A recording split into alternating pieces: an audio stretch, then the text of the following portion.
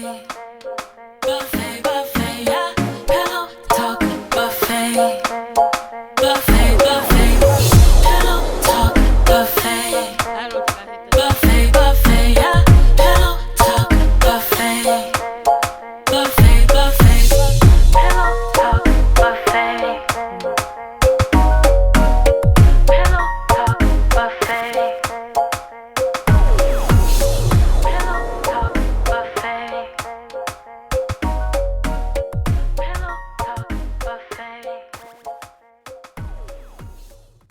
Make sure he's ready.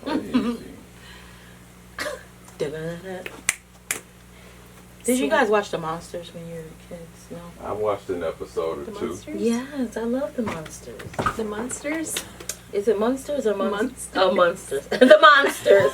I love watching The Monsters. Any of them. It doesn't matter what kind. Did you ever have to watch Ernest movies when you were a kid? Yes, I loved Ernest movies. Yes, I loved Ernest. Ernest Scared Stupid is number one in my book. Ernest goes to jail. Yes, Ernest Goes to Jail. And what was the Christmas one? What was it called? I forget. I Ernest loved it. Saves Christmas. Yes. Something like that. Oh my gosh. You guys are right. Is that guy dead? Oh, okay, that I went just left thought very about fast. that like a month ago. I'm gonna Google is Ernest dead. It's Ernest dead. We still we watch whatever my mom watched. So we watch like really old movies, like the Jerry marathons, like the guy who raised money for the special kids. Oh, Jerry's Kids. Yeah, Jerry's Kids. Yeah, we watched his movies. He died in 2000. Oh my God, he died 22 years ago. No one told me.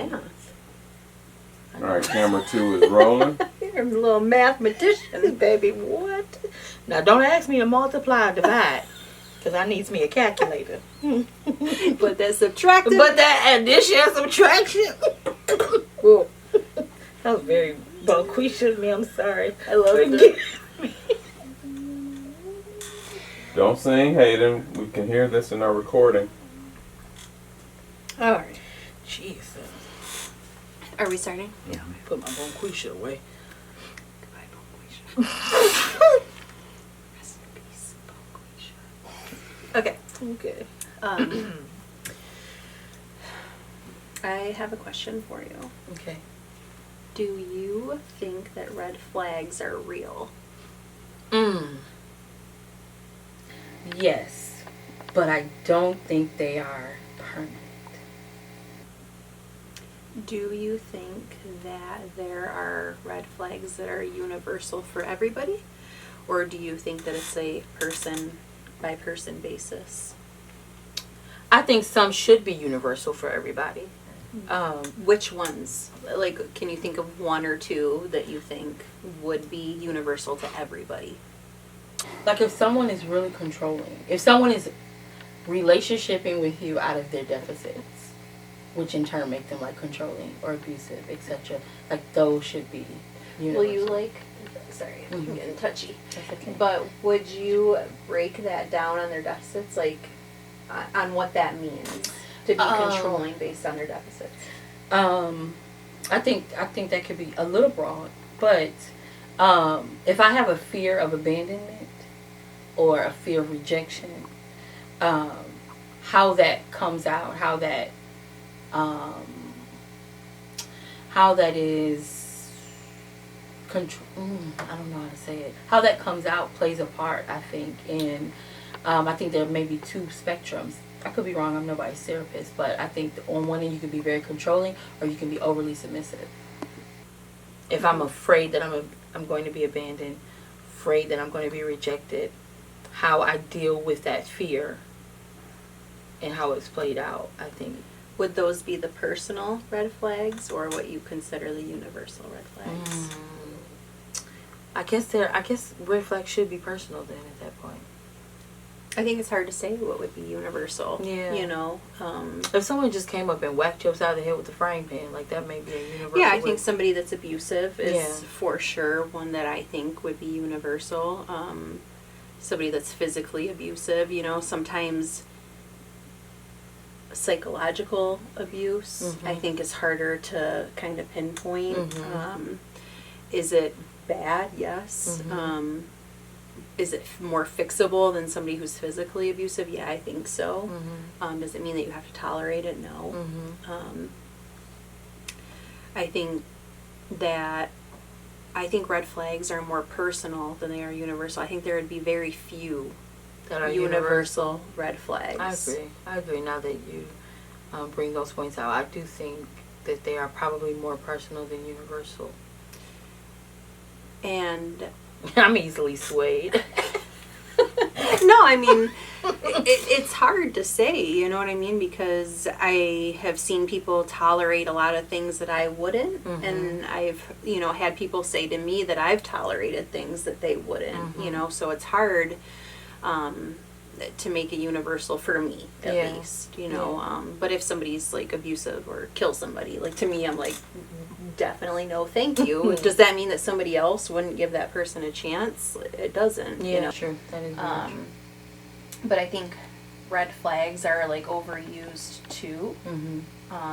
And Herb, I know this is weird, but as a man, what would you say is like the one thing that men desire, like as far as like their well-being and what they want in a relationship or in life in general? Like, can you think of something?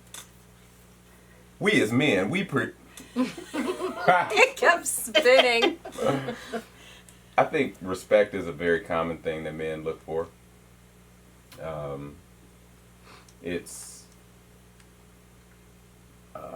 Respect is a common thing, and I think ultimately men want a peaceful situation. That's what I've heard, and I was hoping that you would say that. Yeah. Because I think that in general, men want peace. Mm-hmm. And I've heard that from several people, and that's me learning Mm-hmm. that I'm like, wow, okay. Mm-hmm. I think that in general, what women want is safety. Mm-hmm. And I think a lot of times men get it twisted to where they're like, you should just be peaceful and you should just like bring all the calm to me. And I'm like, but you're not being consistent. You're not making me feel safe. I Yeah. feel like I can't be vulnerable with you because you're not allowing me to feel safe. Yeah.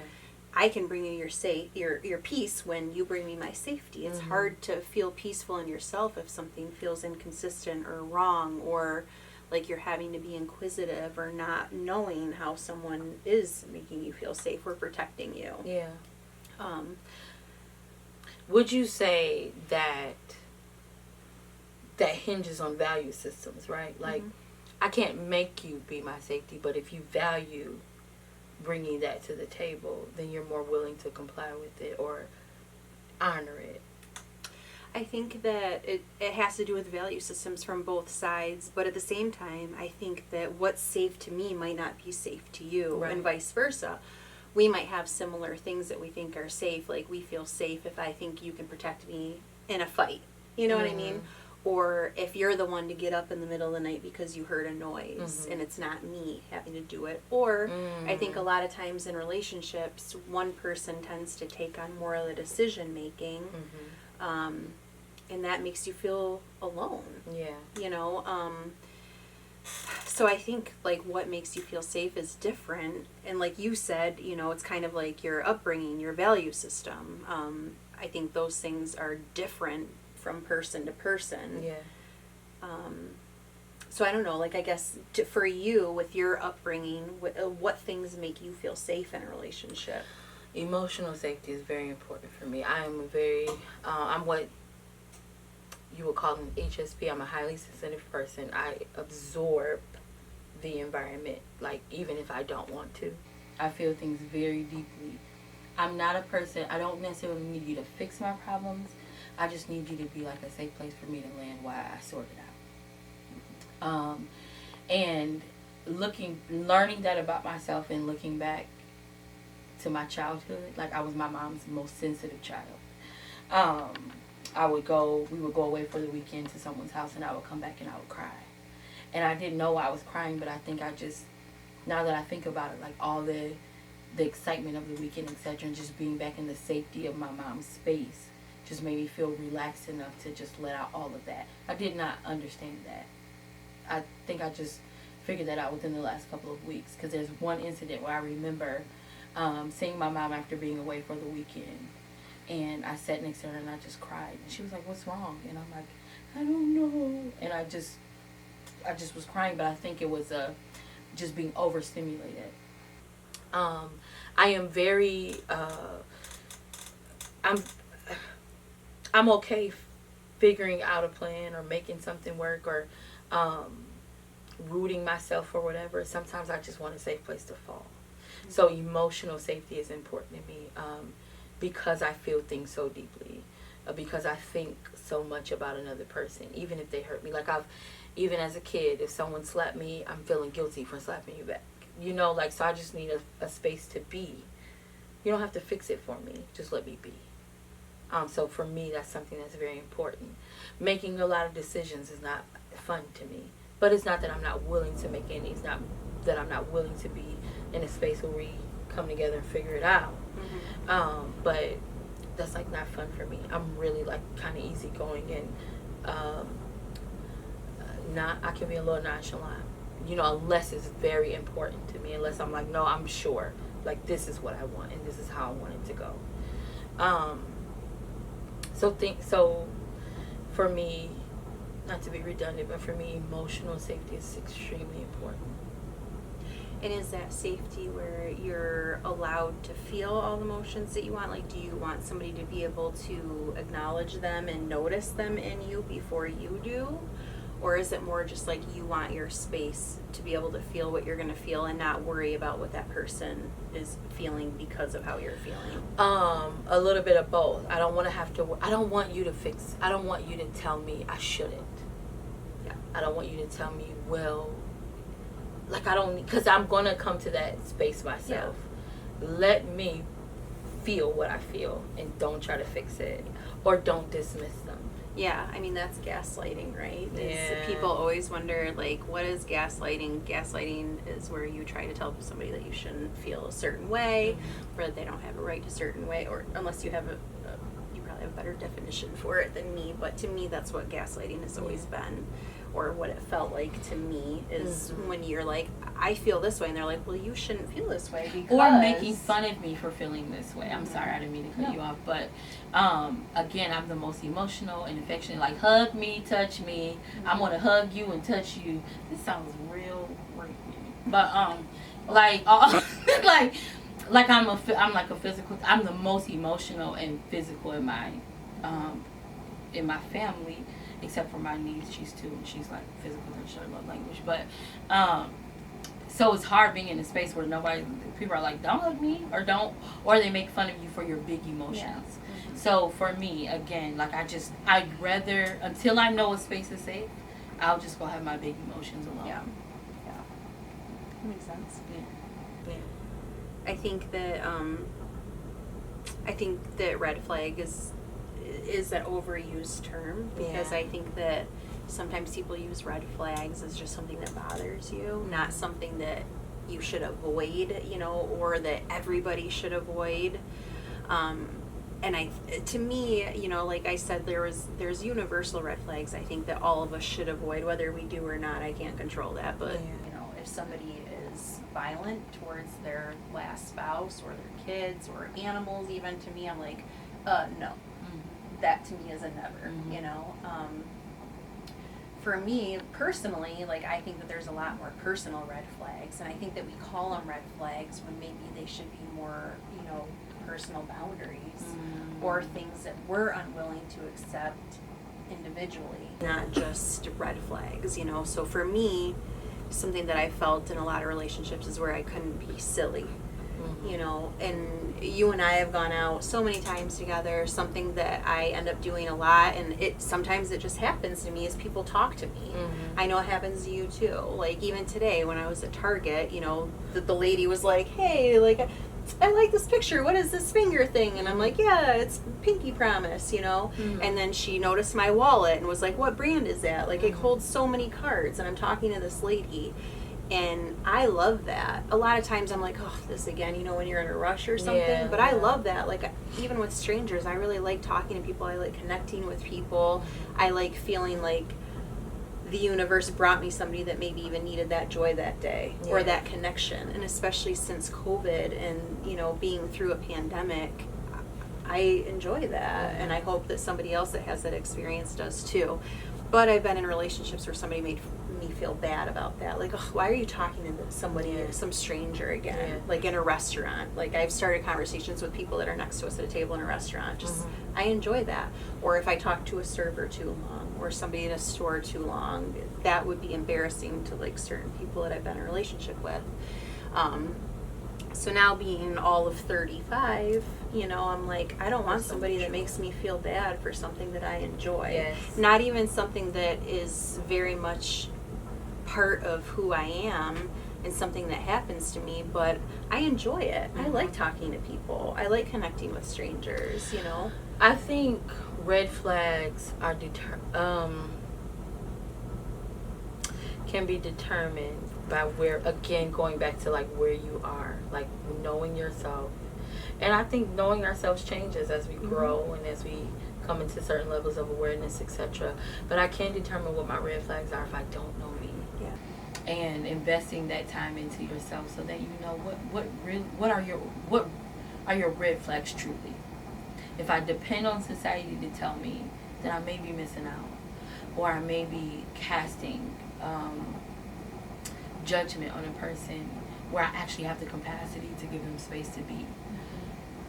Again, it could be, it could be wonky, you know what I mean? But knowing yourself is very important in how you determine what you're willing to tolerate.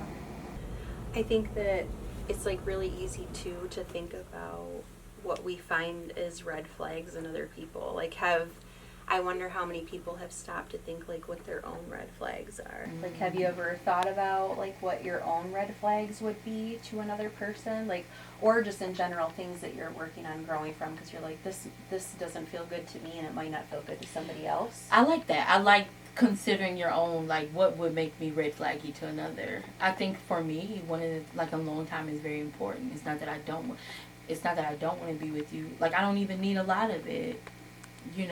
In the sense of like, if I consider like a relationship and a family and children, right? But like somebody might consider the fact that I need like alone time, even if it's 30 minutes, a red flag to them. They may not like that. Yeah. Autonomy is important. It's not that I can't function in a partnership. I'm very relational. But I'm probably what they would call an ambivert. Like I'm an introvert because I draw my energy from being alone and regrouping. But that's because in certain spaces, I take on all of that energy, right? It's too much. I become overstimulated and I can't function the way I want to. I can't be my best. So for me, if I have to say what one of my red flags would be to another, would be the level of autonomy that I need to balance myself. Kind of like to recharge. Yes. I can relate to that and I like that we've always kind of had that because there's been times where we would like, and ghosting wasn't really a term, like, like as long as we've known each other, like back in the day it wasn't, but I think we've always respected each other's space in our friendship. That's very important in your friendship. I think that, you have needed that space being who you are as a person, and for me, like, and I usually will blame it on being an only child because that's how I recharge, is being by myself, doing a project, or even just, watching a show or doing a house project. Like, that's how I recharge, is time with myself. Yeah. And I think we've, like, always respected that about each other. A red flag of me that, like, I've thought about is my worrying and my overthinking. And I think that I have, we've talked like previously about overused phrases, and I think that I used to look at that as like somebody not caring enough about me. If they wouldn't like feed into my worry or be there with me. And I actually think now that it's a good thing for me if somebody isn't willing to feed into it and can just be like, hey, that's okay. You don't need to worry about that, So something that like I've started working on is trying to put off my worry. And that's something that my therapist has helped me with. Mm-hmm. Because there's been times, like especially going through a divorce, where I was like, I every day feel like the anxiety is eating me up. Like my heart is racing. Like I can't stop thinking about things. I'm always thinking about the next step and what I have to do. And right now I'm very much in a holding phase where I can't do anything, and it is driving me insane because I'm an action-oriented person. It drives me nuts to sit still and to not have control over something. So something that she told me to do is to pick a date, whether it's a few days from now, a week from now, a month from now. Pick a date and decide that that's your date to worry. So that's something that I've worked on. And some people have already do that, and I didn't know that was a tool. That was nothing that I've learned before. Even as a kid, I would have anxiety over really weird things, like in the middle of the night, like not. Like I might have shared this with you before, but like I thought I forgot how to swallow. I'm sorry. I know! It's ridiculous. I thought I was going to choke to death because I couldn't remember how to swallow my own spit. So I think I've always been an anxious person. Now, like in the 90s, my mom wasn't like, hey, let me get you medicated because you think you forgot how to swallow. That would be my first thought now. If one of my kids was like, hey, you know what, I don't know how to swallow anymore, I'd be like, listen, let's go to the doctor, because because of that, because I know that feeling of having these, intrusive thoughts and worrying about things that I don't think that children should worry about. I noticed that in my son earlier when he started to worry about, just certain pains. His jaw cracked and he was like, my jaw is broken and I need to go to the hospital right now. Like that kind of thing I noticed in him because he got it from me, which I feel like crap about, but I was able to acknowledge it sooner and do something about it with him because I was like that as a kid. But anyways, as an adult, I'm like, this sucks. I hate how this feels.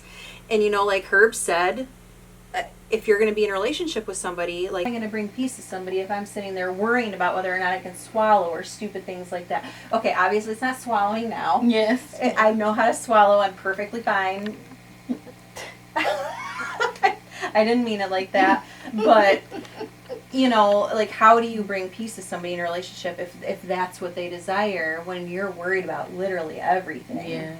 So anyways, with therapy, like I've been able to work on that. And that was a real red flag for me, because I was like, this feels bad. How does somebody else deal with that? And I keep, like, this whole conversation. Can I just say, though, just to join you in the unrealistic worries, I thought I would die by quicksand. Anyway, You're like, I don't know. I didn't live anywhere where there was was quicksand, living in Michigan, but I thought I would die by quicksand. Just had to join you there, but well, I remember, like, as a kid, I couldn't picture what I would be like even now in my 30s. I couldn't picture what my kids would look like or having them. So I thought it would never happen, and that meant I was going to die young.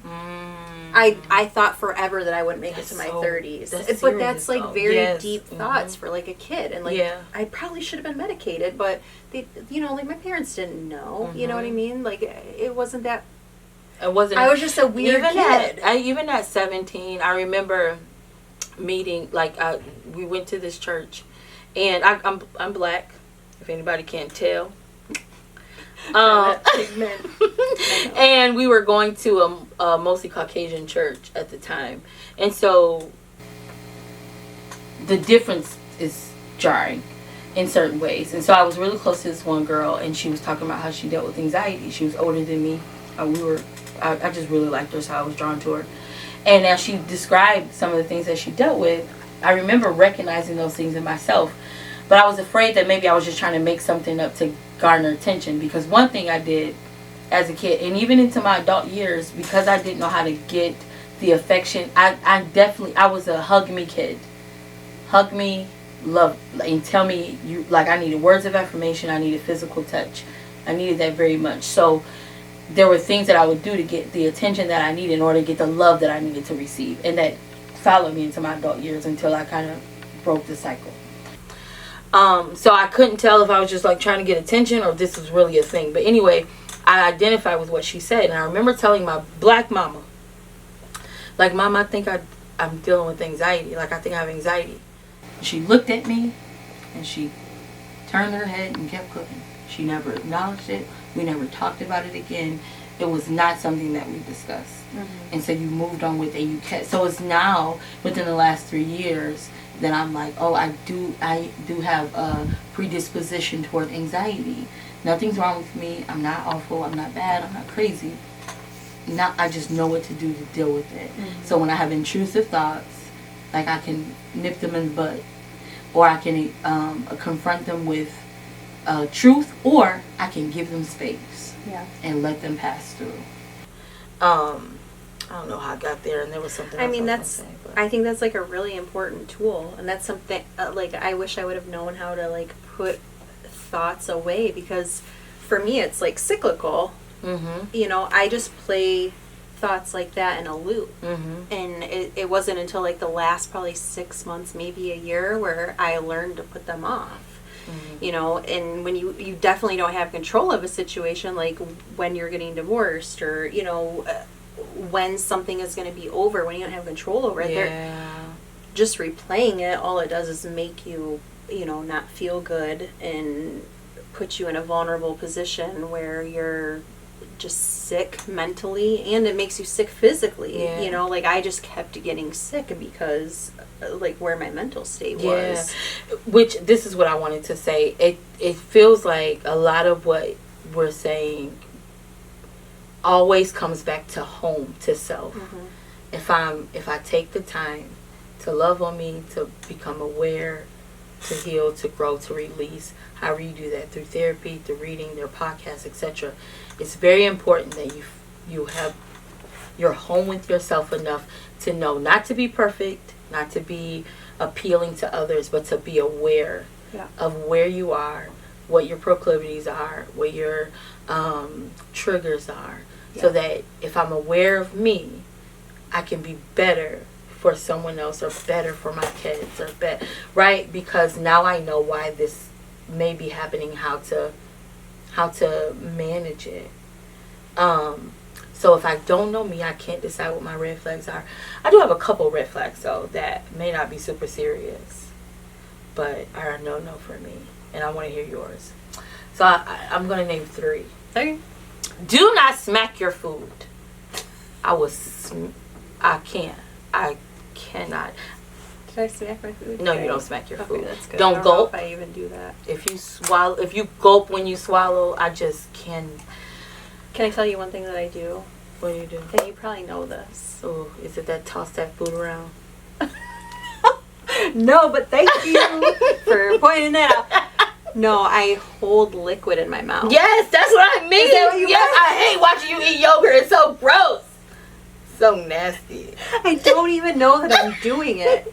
You know, honestly, I don't think you ever called me out on it in all the years we've known each other. No, I was scared of you 10 years ago, so. But my kids do. Really? Autumn goes, Mommy, swallow your water. She does. I swear. I don't even realize I'm doing it. I must have done it since I was a kid. And it took to having kids where they're like, when we used to go to Minchie's, dumb. I was like, God, I'm going to jump off a freaking bridge if she doesn't swallow this ice cream. It drove me insane. I was scared of you then, so I never said anything.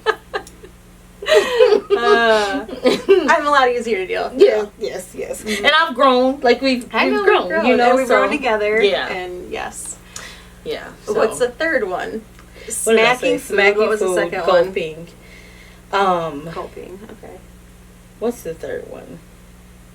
Oh, drinking milk. That's nasty. In general?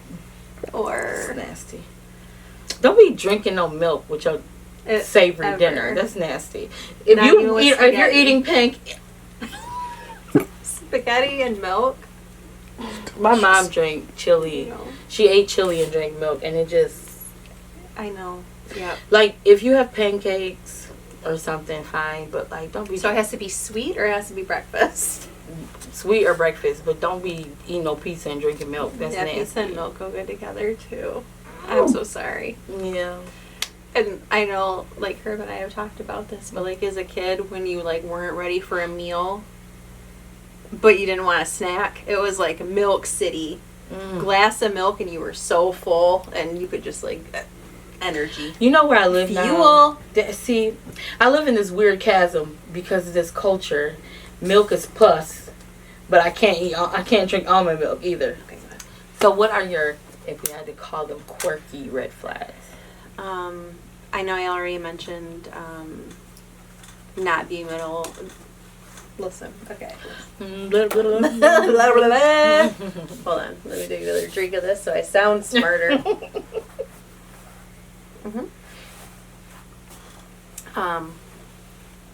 One is not being able to be social. That's not quirky. It's hard to come up with a quirky one. Or unreasonable, or something that's not like some people don't mind someone smacking their food. I can't. I want to hit you in your head. Yeah, like the way people eat food doesn't really bother me. If somebody's picky, it doesn't bother me. Anything about food, I'm like, I'm eating anyway. If you don't eat, that's on you. I don't care. I would say, shoot, this is hard. Wow. I think that, okay, maybe this isn't like a funny one, but I think that somebody that doesn't have any hobbies is a red flag for me. Oh, I think that's really good. Yeah, and 'Cause you're not about to capitalize on my time all day. But anyway, go ahead. yeah, and that's something I've experienced where somebody gets mad at you for spending time doing things that you want to or with your friends just because they don't have like those same plans, like almost like a jealousy or being envious and thinking that you should give up those things because they don't have them. So I think that somebody that doesn't have anything that they spend a decent amount of time with that is by themselves, honestly, you know, I don't think that going out to drink with a friend is a hobby. I don't think that, you know, you can enjoy sports. I don't think that watching a sport and drinking is a hobby. Watching movies is something you might enjoy, probably not a hobby, you know. So if somebody doesn't have their own things that they are into, that they enjoy doing on their own, I think is a red flag to me. What else? Somebody that has to be asked to do things is a red flag for me. You're making my milk debacle feel very I am trying to come up with very like childish. more, I don't know, like I'm trying to come up with more. No, simple but I ones, think but that's I think it's all relevant. yeah. If you have to ask somebody to clean up after themselves, or you have to explain to somebody how to see something that needs to be done, to me that's a red flag. And I think like the relationships I've been in, and having gotten to where I am now, I think a personal red flag for me is just somebody that isn't determined on their own and that is not threatened, but I guess bothered by me wanting to do new things or by me having goals, or hobbies even, you know, so those are all personal though. That's good though. That's really good. I think ultimately, like thinking about our conversation and touching on a little bit of narcissism, gaslighting, red flags, etc. Like, I think foundationally it's important. And again, I don't want to be redundant, but foundationally it's important to know you, to put the investment in you, because what I have found and realized in the last like year, especially the last like 6 months, kind of walking into a level of my own worth and value. Like, I determine what is allowed in my space. And if I put that pressure on if I say, well, they don't, and they don't, and they don't, versus this is not what I want. Yeah. Then it makes it messy. Yep. But if I'm clear about what I want and where I am, and I give myself the liberty and the grace to say, you know what, I think I want to change that. It's better and it's more liberating than putting a lot of pressure on someone else. Yeah. To it's up to me to man or steward my environment. instead of being like, you can't, and you ain't, and you not, and this ain't, Yeah. this isn't, you know what I mean? Like, Yeah. no, this is the standard, and you either agree or you don't. And if what my standard is doesn't agree with your culture, that's okay too. But ultimately, it lands in, where am I? What do I believe? What is my value system? Yeah. And I go from there. And I think that's time in knowing yourself. I don't think that things have to be red flags. I think from person to person what you want, getting to know yourself is going to tell you what you're willing to accept and what doesn't work for you. Yeah. It doesn't have to be a red flag. Like, I see so many like TikToks and reels on Instagram where it's like, oh, he doesn't have time to text you once a day. Like, he doesn't respond to you immediately. Like, that's a red flag. And breeding red flags out of like hurt or lack of awareness or like creating that's dangerous, right? Like, because it's falsified. It's not from a healthy, stable place. It's from this. It's a reaction. Yeah. It's a reactive red flag. Well, and I think it takes the responsibility and the awareness off of you and just puts it on everybody. So it's focus not on you, even one boo. person. Focus on you. I think, even personally for me, a lot of it is like attachment issues that I've had to deal with on my own. That's a whole separate thing that we can talk about. But specifically to this, if somebody doesn't talk to me right, I always worry that somebody's mad at me. Even with friends, not even just in a relationship. I always am like, they didn't respond. Did I say something wrong? Yeah. Are they mad at me? Did I do forget something? Saying something and wondering are they mad afterward. Determining if they're mad before you say anything.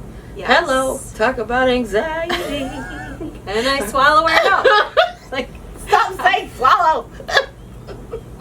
Forgot how. Okay, I can't help it. Red flag. But anyways, that's me projecting, my own issues and my own attachment issues onto somebody else. That's not a red flag. You know what I mean? Yeah. But that might be something that doesn't work for me. Yeah. But I think definitely with red flags, it's really easy to just put that on everybody and to not be like, hey, what things are making me, not desirable for myself? Like, what feels bad to me? And, wanting to grow on my own that I can work with somebody else better. I'm being very dramatic. But I mean, like, this you clapped. So. I did clap. Boom. I felt like...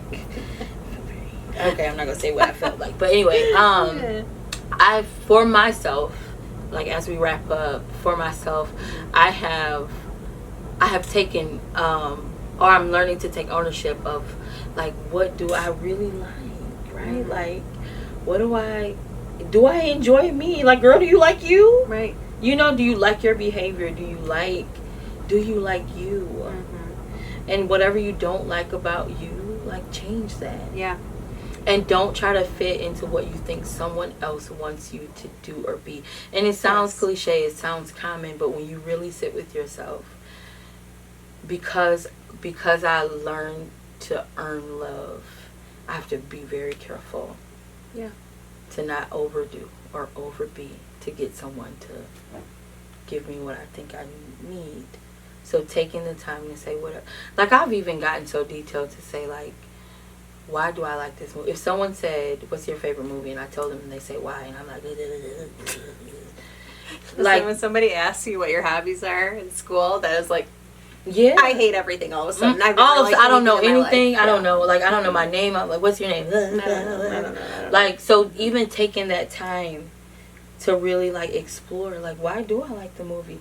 And I don't know, it just, like, just really learning to, like, know you and finding that enjoyment. And it's not a replacement for, I don't need no, or I don't want no. You know, it's not a replacement. It's a, I don't know, it's nice to know. I think that it's energy better spent on yourself and who you want to be, because you're going to spend the rest of your life with yourself. Yeah. you know, like rather than spending the energy trying to pick, you know, apart somebody that you're going to spend the rest of your life with in a relationship, I think it's a lot better to put that energy on you and be like, you know, what makes me uncomfortable about myself? Yeah. What do I think that would help me Because then grow? I'll project it, and I'll assume that person is uncomfortable with something that they're not comfortable with. They Right. could absolutely 100% be enthralled with me. Yep. But I'm like, ugh. I know. And you're like, you send one text and you're like, I'm like, oh my god, I didn't Oh my respond in 5 minutes. You know how many times I want to throw my phone out the window? Never mind. it'll be really easy to throw your phone out the window now. Because I don't have a window. Don't worry, Herb's going to saran wrap it before you go home. So, this is a good episode. I like this. I like you. I like you. Spend the energy on yourself. Yeah. Not on picking apart other people. Mm-hmm. I like it. Okay. Picasso. Picasso? I don't know. Somebody says on TikTok. I don't know what it means. That was. Okay. Talk buffet. Buffet, buffet, yeah. Pillow talk buffet. Buffet, buffet. Pillow talk buffet. Buffet, buffet, yeah. Pillow talk buffet. Buffet, buffet. Buffet, buffet, buffet, buffet, buffet.